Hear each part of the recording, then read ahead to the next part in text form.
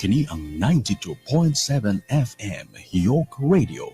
York Radio, ang tingog sa paglaom.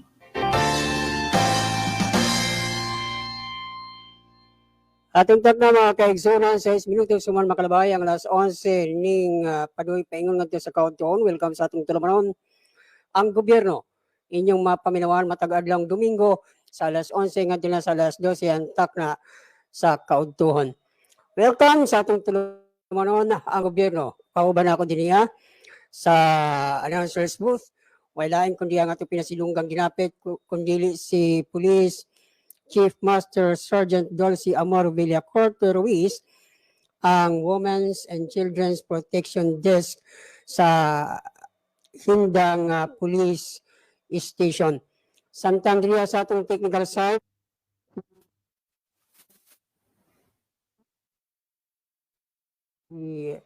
Pastor Noe Montibon Mahait, ang atong station manager.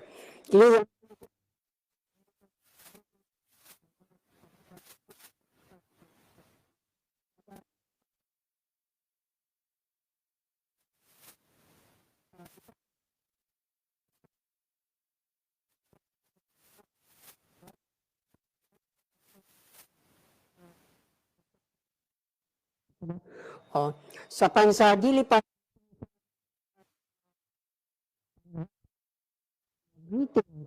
o pagpaila sa atong Police Ruiz. Mayong adlaw kanimo sis.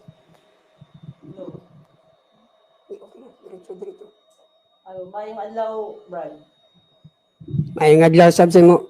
Sis, may daghang salamat ang laka ng among invitation dinhi sa 92.7 York FM o sa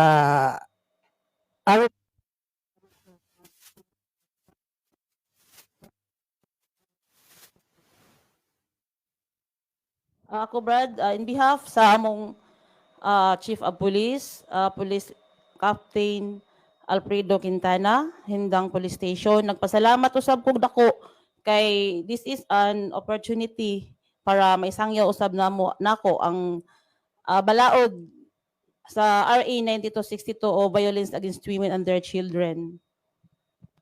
Okay, sis, sa nini mga oras sa tunuman ang gobyerno, naka-hook up kita karon sa Care FM Samar o sa Ormoc City Friend FM nga gidumala sa ato sa mga kaigsunan sa Seventh-day Adventist mga higala. So, Brad, by the way, na Brad naman. Okay lang na kay Eric. Okay. Sis, kana ang unsa man kining giingon nga Violence Against Women and Children Act alang sa atong mga kasayuran, sa atong mga kaigsuonan, dili lang sa Hilongos kundi sa tanan nga mga kababayan kutob sa lamati ning atong tulumanon. Una, Brad, ako sang linaw no nga ang kinahanglan violence against women and their children. So di jud pwedeng dili butangan og there kay kasagaran man god bingon na siya nga violence against women. So mahimo nang anak sa lain. So butangan na to og it should be violence against women and their children. So emphasize jud na mo always nga naay there. Eh kung wala nang there mahimo nang anak sa lain. Oh, di ba?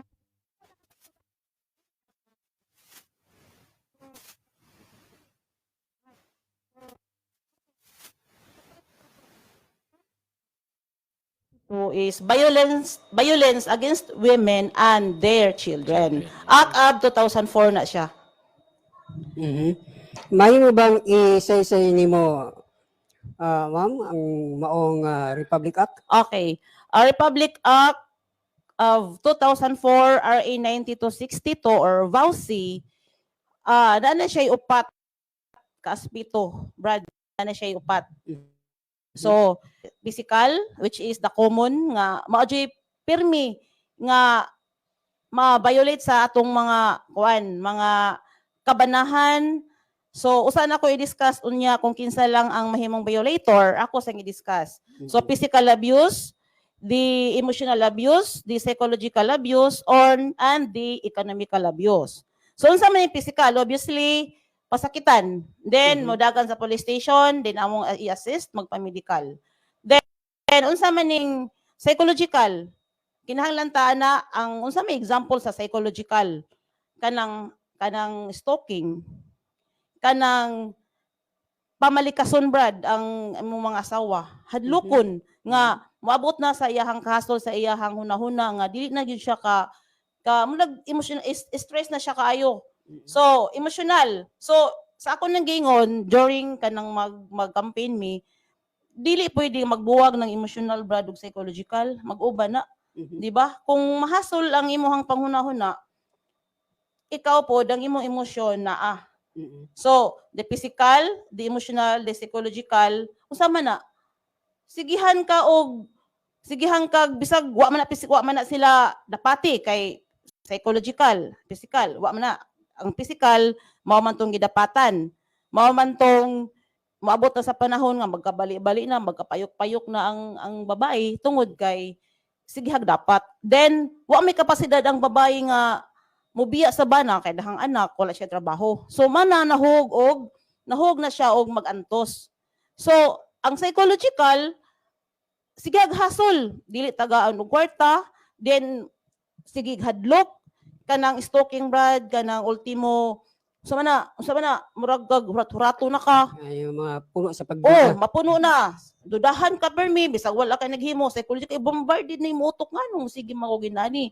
Then usa economic abuse, dili mo hatag og kwarta, dili mo hatag og suporta, which is maoy gikinahanglan nato karon, di ba? Crisis karon nga panahon, Brad. So kung dili mo rimit ang bana, wala siya pasakiti, wala siya gi-abuse psychologically, emotionally, pero dili mo hatag og kwarta, pwede gihapon na sila mo dangop na mo, then mo file ta og economic abuse in relation to RA 9262, Brad.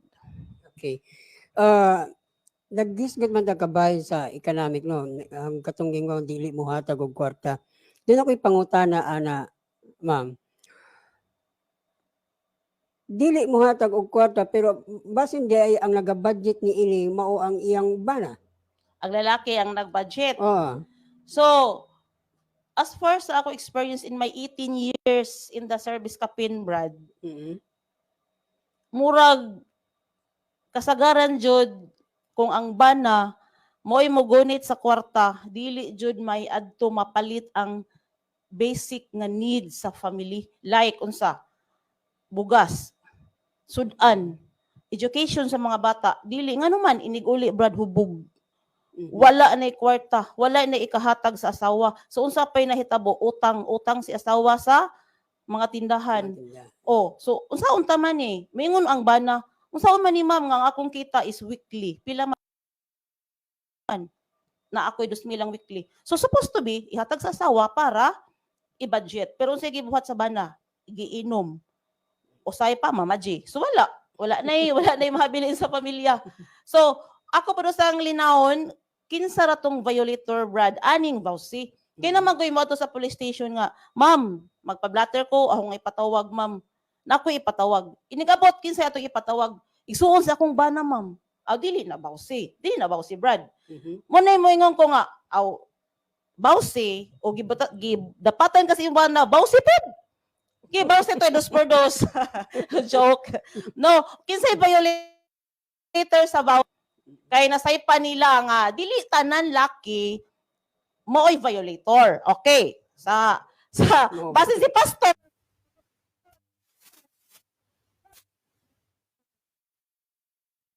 mga naminaw diha, take note, kinsa ra tong violator?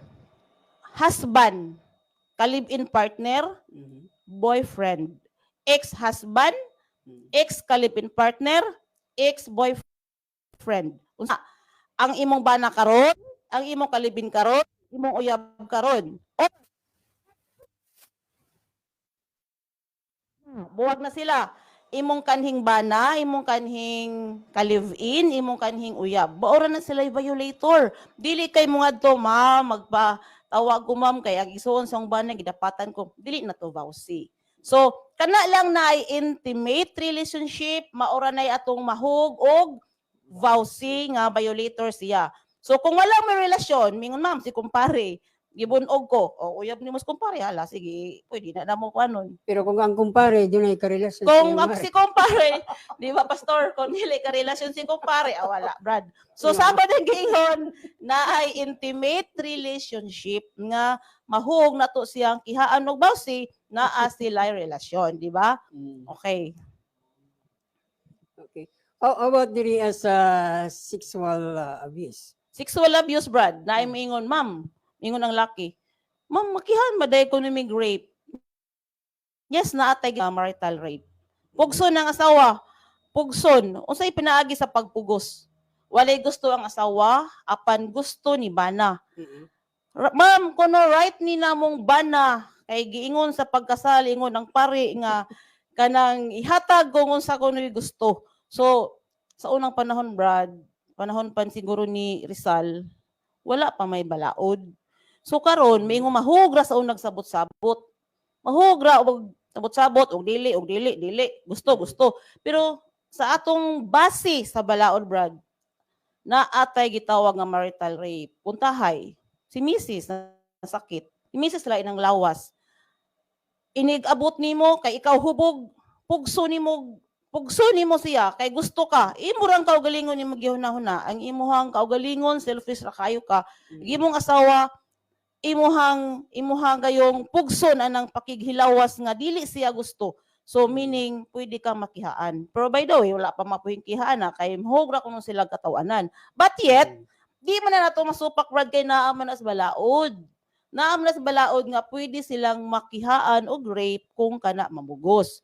So napoy gitawag nga ang mga bana maka-experience ngadto sa mga laing lugar nga which is dili na sa asawa ginabuhat. Inig-adto na ni sila ilang asawa, Brad. Mura nagkakuang ka sa mani parental guidance ra bata, Brad. Dun dyan, sexual ra ba ato? Isgutan.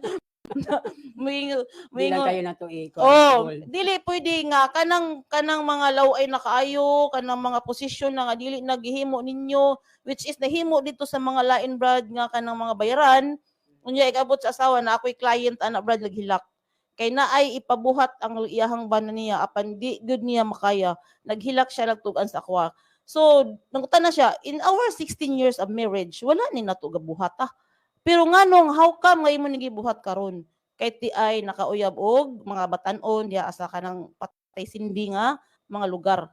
So that is abuse. Tanan hinamduman nato mga tigpaminawron nga tanan mga babae tanan nga mga labag sa inyohang kaluuban unsay Bisaya ana nga supak sa inyohang kabubuton, mahug ka na og bawsi, mahug ka na og violate sa atong right. Kung musugot ka kay kanang hadlok kag sumbagon, musugot ka tanan nga pambabanta, tanan nga panghadlok, that is violation for RA 9262. So sis kining kuan kini ang giingon bitaw nato nga psychological or emotional, palihog ko sis nga palagman nato og gamay kay Okay. basig dili kayo masabtan labi na kay murag labi na ngadto sa mga kabukiran bitaw nga bahin. Psychological refers to unsa mind, di ba? Before mi ana, Brad, ug naay muduol na mo ana, unsa mingon, ma'am, tabangi ko kay naa ko problema. Unsa man imong problema? Gipasakitan kasi imong bana, ma'am, wala siya nagapasakit nako, wala jud koy bunog, ma'am. Unsa may imo? Kahasol, ma'am. Di ko katug. Unsa may ngano di makatug? Magsigira siya, ma'am, og dadag kutsilyo. For example, magdadag kutsilyo. Human dili good, ma'am, ingon nga iya ming dunggabon, magdadala lang siya kutsilyo nga hadlok na kaya akong emosyon, then sige siya pamalikas. Hinduman nato nga ang paulit o pagmumura o pag balik-balik nga pamalikas sa mga kabanahan, that is violation also. Nga pamalikason ng asawa, siraan nga to sa lain nga to the extent nga madaot ang dungog sa asawa, that is psychological. Makaabot nga ingon man ang imuhang bana nga kuan man kuno ka before, mao ni sexy man kuno ka, na man kuno ka nagtrabaho sa mga warehouse. So iyang gidaot, ang asawa wala nakatog. Pagkahuman, iyahang sigirang hadlok, pirming na ay kinumo. Pananglitan, miingon, tagay ko kwarta. Wala ko'y kwarta diri. Di ka mo tagron, kay dayong kinumo. To the extent nga dili good si Jack kanang dapatan, hadlokon ra. Pero ang siya, iyahang kaugalingon, Brad, sakit na kayo yung kasing-kasing, bothered or hassle na siya, kay usapa pod, iniglakaw sa iyang asawa, sundan-sundan, Brad. That is example of stalking. Nga, mingon, no, sabi na kung bana nga, sige, magsunod-sunod na ako. So, hassle siya. Wa siya ginabuhat, pero sigihan siya duda, sigihan siya pasangil. That is the violation of psychological abuse. Then, agiyahang emotion na siya hilak. Stress na siya. Di na siya ka pananglitan pod sa managuya, Brad, na ay mga picture nga, mga private parts nakita. Din iyahan ng i-blackmail. Nga, og dili galing ko nimo, sugtan anang mga kuana, aho ning ipakita. That is psychological. Murag kasagaran na ba ng Kasagaran, kana sa social mga media. uyab? Social media. Then, asa man taan na, Brad, mo dangop. Una, arinamo. Then, amo na siyang dalhon sa VRMC, sa Tacloban, sa psychiatrist para sa psychological evaluation. Maotoy atong i-attach, inig file. Kay, unsaon man na, i-test pa man na siya dito as a psychologist. Kay, og wala pod na, dili man ta file ana. Unlike sa physical, Brad, nga, na ay medical medical ta sa RHU or sa General Hospital, ato nang i-attach sa ato hang pag-file sa kaso. Unlike sa psychological o emotional nga manginahanglan jud ta og psychological evaluation sa mga credible nga mga psychologist. Kay usa ang pagpamatuod nato. Nga kana siya, basta take note, hassle pirmi mo dughan, di ka katog sigihan ra ka og hadlok sa imong bana, kalib-in or uyab or mga blackmail sa social media, psychological abuse na siya. Okay, sis. Mangutan na lamang ko, sis, no? Unsa man tumong o katuyuan nga ang mga kababayan giatagan man gyud og kamanduan sa gobyerno nga maproteksyonan sila nga mga posibleng mabiktima o nabiktima niini. Okay, maayo nga pangutana, Brad. Ngano nga ang kababayan na ay balaod, which is mingon ang mga laki, unfair man mo, ma'am. Walay violence against men. Naara violence against women. Usara ka simple lang akong tubag, Brad. Tungod ang babae is mahuyang. Mahuyang nga bahin, which is diin man gikuha ang babae, Brad. Gikuha sa tadyang sa lalaki. So ngano man nga ang babae pasakitan. Ang babae himuon man nga punching bag, ang babae man abusahan nga unta sa unsa man tadyang sa lalaki. So weak ang babae. So kinahanglan proteksyonan jud kay wala man siguro or na may panagsa nga ang babae mo imukulata sa bana, pero lahi na pud na nga istorya, Brad. Tagsa ra jud kasagaran babae ang biktima sa mga kalalakian, specifically sa mga karelasyon. Unsa may klase sa mga paghatag og proteksyon sa maong mga kababayan, sis? Proteksyonan ang babae una kung naana manggani nakasinati o sa anang mga violation nga atong himo o mga abuse nga nahimo naaman gani nakasinati ana, Brad, syempre i-rescue yun na namo. Hand in hand mi, Brad, sa social welfare and development sa LGU, sa local government nga amo na sila i-rescue, then pangitaan na namo og area kay dinhi sa ato murag sa uban lugar nga dato nga mga municipality na ana sila yung mga drop-in center gitawag na, Brad. Drop-in center nga naa dito'y building adto dito ibutang ang mga abused nga mga women. So unluckily sa atong lugar is mura pa man taog, I don't know, kay labi siguro ng hindang murag wala pa jud tay drop-in center, pero kung mo rescue mi na alam mi naasad mi mabutangan nga within ra pud sa amo ang area. By the way, sis, nakahisgot naman ko about sa lungsod sa Hindang. No? Kumusta man ang Hindang? Doon may mga kaso sa susama ni ini? So far, Brad, puro lang walk-in, pero mo lagi na, dili mo file og kaso kay nga no luoy daw ang mga bata. So maganto sa sila. So akong giingon, kanus man na to i-end, naman gud tay programa nga end vow now. So kanus na to i-end ang violation kung dili ta mo lihok. So akong giingon, igo ra mi na adire unsay rule sa PNP. Kay nguban man gud mingon, ma'am, manha minimo kay magbuwag na mi. Uy, dili man mi korte. Kinsa may makabuwag sa man nagtiayon? Kamatayon ra or unsa? Ang court, dili mi pwede nga mo pirma mo diri kay magbuwag mo, dili na mao. So ang amo lang diri ang role sa PNP, bawal sa sagani mi ng counseling or mga kuan ang amo lang mo tambag mi kung nay magpatambag din filing of cases ra jud mi. Filing of cases then o unsa man gani kanang gitaman tay gitawag ron Brad nga sa barangay desk, bow desk officer sa barangay kana sila mao ni mo assess. Primarily kung tahay na imo report sa barangay, mo na sila imo assess, gihimo na sa DILG para po pag dili labi na tong far flung area, na imo assess nila nga layo sa police station, sila ang barangay, ang bow desk officer babay na siya gibutang diha. May mo assess then muduol diri na mo kami na say mo kuan. Okay, sis. Paligod pa sa isay ani sis, no? Unsa may kalainan aning giingon nga temporary protection order o permanent order? Okay, the TPO and the PPO. Ang temporary protection order, Brad, paghuman sa 15 days, na maguti gitawag, Brad, nga inig guntahay ang babay mapamatud-an nga grabe na gyud. Kuan na siya, abuse na siya. So pakuhaon na mo na Brad og BPO. What is BPO? Barangay Protection Order. But mo expire na siya Brad og 15 days. So sa kinahanglan Brad, within 15 days nga paghatag sa BPO, mo file siya sa court og TPO, Temporary Protection Order. Pero ang TPO Brad is only may expire pod. Inig-file mo sa TPO, di pagali mo abot ang 30 days, mo file na sad ka og PPO. That is the Permanent Protection Order.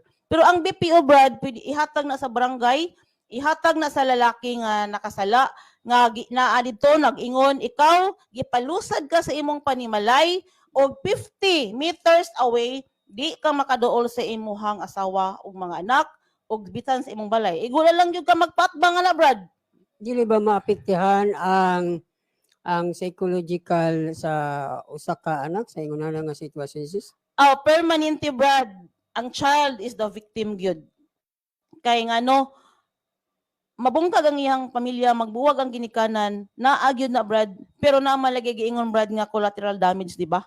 Nga mag-away ang mag-asawa, kinsa man jud maapektuhan the most ang mga anak. So mo lagi Brad nga sa amo is preservation of family sa among lamisa.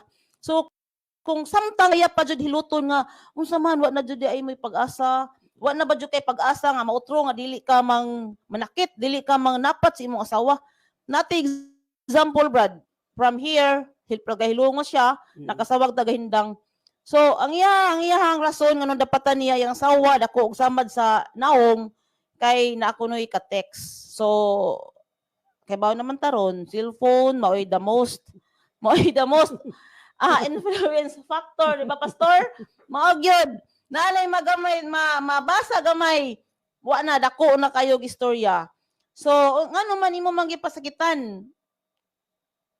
Ang ma'am na ay ka-chat lain. So gilabaw ang cellphone, napasakitan ng asawa, hingdagan sa police station, unsay problema, maon. So sa akong side Brad, dili lang ko mo one side ba kay mo judgmental kay ka ba aming ka nga mao jud ning mga lalaki mga kuan na. So ibatawa bang tanon nato ang bana ngano man ni. So mo na. So maanang babay di na gyud ko niya ma'am. Di lang ko mo file og kaso ma'am pero makigbuwag na lang ko niya. Ang among anak ako ihatag niya, manimpad ko. So naay ana Brad nga mga cases ba. So ag kami, og mingon gali nga mo file mi kaso wala man mi mahimo brad kay maong naami diha kay mao man mi mo cater sa cases involving women and children. So mao jud na yamo hang trabaho. So di mi moingon nga uy ayo pag-file uy ayo og kon dili na mi manglabot brad as long as gusto ang complainant, gusto file na mo nga mo na nganong naa may vouching, ano na may police woman tungod kay ang uban man god brad sa unang panahon wala pa na-create ang sa naay mga babay lalaki bitaw brad ang interview so mahulog og bastos like rape example brad rape mingon ang naka-experience mi nga pulis nga lalaki ang ni-interview sa rape mingon na hinuon ang lalaki nga pulis gilamian makahaka so para nimo ako babay lain di ba so mo na example nga sensitive man gud ni nga mga cases so mo nang gibutang mi diha. Pero kanang pagkasultiha sis ba halimbawa lalaki may nag-interview niya moingon nga term nga gilamian magkakat di ba na matawag natong nakapadugang noon sa gitawag natong psychological abuse? Yes brad and then kato nga police brad na to mention na lang naapo to siya na administrative po to siya. Okay. Tanan jud. So sa among mga lihok, careful me kay lisod pod bakingan ta brad ko batong kaldero. Saon na lang. Okay. So 32 minutos suman makalabay ang alas 11 ning kabuntagon mga kaigsuonan padayon kamong naminaw sa atong talamanon ang gobyerno. Atong kauban karon si Police Chief Master Sergeant Dulcie Amor Villacorte Ruiz ang Women's and Children's Protection Desk sa mo pa yung kita pag-isgot kabahay na aning VAUSI Act ato sang ipasa ngadto sa atong technical side alang sa atong mga pahinumdom o station ID. Kini ang 92.7 FM York Radio ang tingog sa paglaom.